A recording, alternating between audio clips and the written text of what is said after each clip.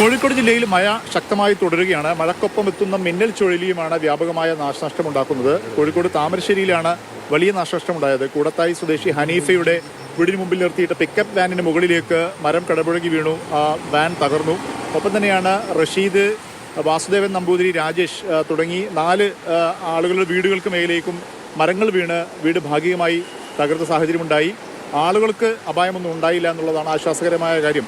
ഒപ്പം തന്നെയാണ് താമരശ്ശേരി അവേലം റോട്ടിൽ ഇലക്ട്രിക് പോസ്റ്റിന് മുകളിലേക്ക് മരങ്ങൾ വീണ് വ്യാപകമായി നാശനഷ്ടമുണ്ടായി. പ്രദേശത്ത് വൈദ്യുതി ബന്ധം വിച്ഛേദിക്കപ്പെടുന്ന സാഹചര്യം ഉണ്ടായിട്ടുണ്ട്. ഒപ്പം താമരശ്ശേരി കട്ടിപ്പാറ ടൗണിനോട് ചേർന്നുള്ള മലയ്ക്ക് മുകളിൽ വലിയ തോതിലുള്ളൊരു മണ്ണിടിച്ചിൽ ഉണ്ടായിട്ടുണ്ട്. ഏറ്റവും ഒടുവിലുള്ള വിവരം ആളുകൾക്ക് പരിക്കോ അല്ലെങ്കിൽ അത്ര ആശങ്കയുണ്ടാക്കുന്ന സാഹചര്യമില്ല. മലയുടെ ഒരു ഭാഗത്തു നിന്നും ശക്തമായ മഴയെ തുടർന്ന് മണ്ണും കല്ലും ഇടിഞ്ഞ് താഴേക്ക് വന്നിട്ടുണ്ട്. പ്രദേശത്ത് താഴ്വാരത്ത് വീടുകളുണ്ട്, പക്ഷേ വീടുകൾക്ക് അങ്ങനെ നാശനഷ്ടമൊന്നും ഉണ്ടായിട്ടില്ല.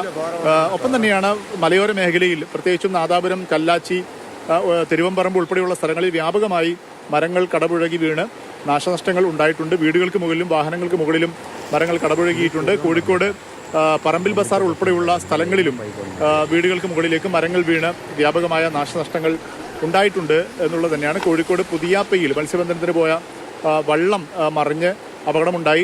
ഇതര സംസ്ഥാന തൊഴിലാളികളായ 2 പേരുണ്ടായിരുന്നു. അവരെ പിന്നീട് കോസ്റ്റൽ പോലീസും മറ്റ് മത്സ്യത്തൊഴിലാളികളൊക്കെ ചേർന്ന് രക്ഷപ്പെടുത്തുകയും ചെയ്തിട്ടുണ്ട്. കോഴിക്കോട് ജില്ലയിൽ മഞ്ഞ അലർട്ടാണ്, യെല്ലോ അലർട്ടാണുള്ളത്. മഴ ശക്തമായി തുടരുന്നുണ്ട്. കാറ്റും അതിശക്തമായി വീശുന്നുണ്ട് എന്നുള്ളതാണ് സാഹചര്യം.